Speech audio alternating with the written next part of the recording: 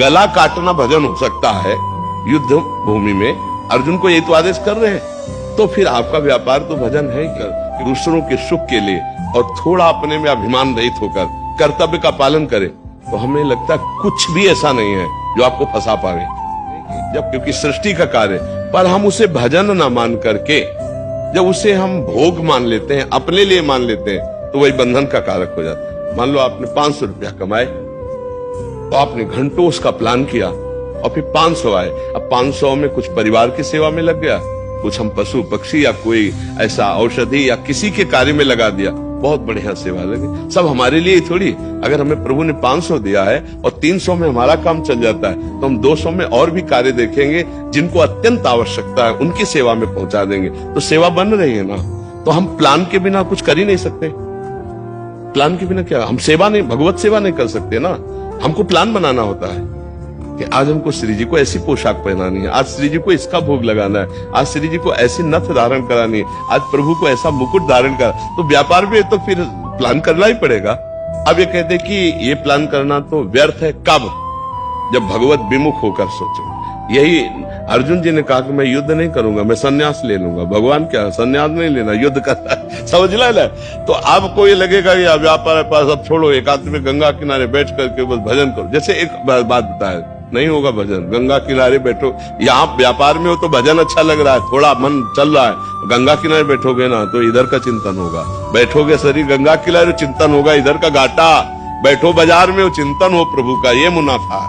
समझ रहे ला कि प्रभु मैं तो संसारी आदमी हूँ, संसार के कार्यों में रत हूँ, नाथ जैसा भी हूँ आपका हूँ, और हर कार्य भगवान को समर्पित करते जाओ। और नाम जप के बढ़िया काम है। जो प्लान करो पहले सोचो कि ये कार्य भगवान के लिए है, तो युद्ध भी तो प्लान से होता है। रात रात भर चक्रव्यूह की रचना करते थे भगवान श्री कृष्ण बैठ के, और युधिष्ठिर जी को नहीं रखते थे। युधिष्ठिर जी के सामने दूसरा चक्रव्यूह होता था, क्योंकि दुर्योधन जाके पूछता भ्रातासी आज कौन सा चक्रव्यूह, तो सत्यवादी थे, बता देते थे कि आज गरुण चक्र है। तो यहाँ प्लान एक अलग बनता था और फिर एक प्लान अलग बनता था श्री कृष्ण, जो युधिष्ठिर जी को भी पता नहीं होता। वहां जाते ही दूसरा चक्र भी हो, युधिष्ठिर जी ने बताया था दूसरा, तो उसकी तोड़ वो भीष्म पितामह जी से सीखता। लेकिन जो भगवान बनाते थे उसकी तोड़ ही नहीं होती, क्योंकि वो दूसरा होता था। तो ऐसे ही प्लान तो हर चीज का बनता है। तो आपका व्यापार का या किसी भी तरह का जो प्लान है वो भगवान से जोड़ करके कीजिए, तो भजन ही माना जाएगा। महाराज आज 60 साल के हो गए हैं, जन्मदिन है हमारा।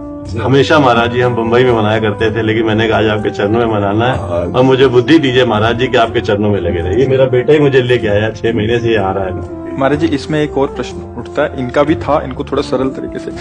अभी प्लान बना लिया महाराज जी, उसके बाद महाराज जी कभी कभी ऐसा लगता है कि जो हमने सोचा था वैसा नहीं हुआ। तो अगर जो नहीं हुआ तब हमें क्या सोचना चाहिए कि शायद प्रभु की इच्छा थी, या उसमें 2 बातें सोचनी। पहली बात तो जैसे हम चाह रहे थे कि अमुक संख्या से हमें लाभ मिले, या अमुक पद से लाभ मिले, या विजय प्राप्त हो, और हमें नहीं हुई, तो उसमें पहली बात तो हमारा कोई अशुभ प्रारब्ध हमें बाधा पहुंचा रहा है। अशुभ प्रारब्ध जो हमारा कोई पाप है वो हमको सफल नहीं होने दे रहा। दूसरी बात, हमारा कोई अभ्यास ढीला रह गया। 2 बातों पे दृष्टि रखनी चाहिए। मेरी त्रुटि क्या हुई कि मैं फेल हो गया? जब हम पूरी जांच करते हैं और कोई त्रुटि नहीं निकलती, तब हम उस पर लागू हो जाते कि कोई पूर्व का पाप है जिसने टांग मार दी और मैं असफल हो गया। लेकिन बार बार थोड़ी टांग मारेगा। एक बार हारे, 2 बार हारे, तीसरी बार तो मैं सफल होऊंगा ही। अविनाशी का बच्चा हूं, हारने वाला नहीं, आगे निकल जाओगे। और सदैव कोई हारा ही हो ऐसा नहीं है, और सदैव कोई जीता हो ऐसा भी नहीं। ये बिल्कुल सदैव दिन बना रहे ऐसा असंभव, और सदैव रात बनी रहे ऐसा भी असंभव।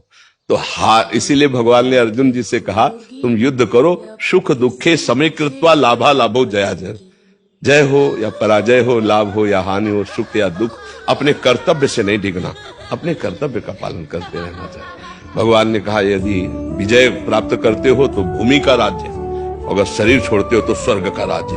दोनों हाथ में लड्डू है, युद्ध करना ही ठीक है। तो अपने कर्तव्य का पालन करते हैं। यदि हमारी उस कोटि की सफलता नहीं होती तो हम पहले जांच करते हैं कोई हमारे अभ्यास में, कोई हमारे प्लान में त्रुटि हुई क्या। अगर नहीं तो फिर हमारा प्रयास असफल हुआ, कोई पूर्व का पाप ऐसा है जो हमको नीचा दिखाने के लिए असफलता दे दी है, लेकिन वो खत्म होगा ना। अब हम खुद प्रयास करते हैं, हमें हारना नहीं है।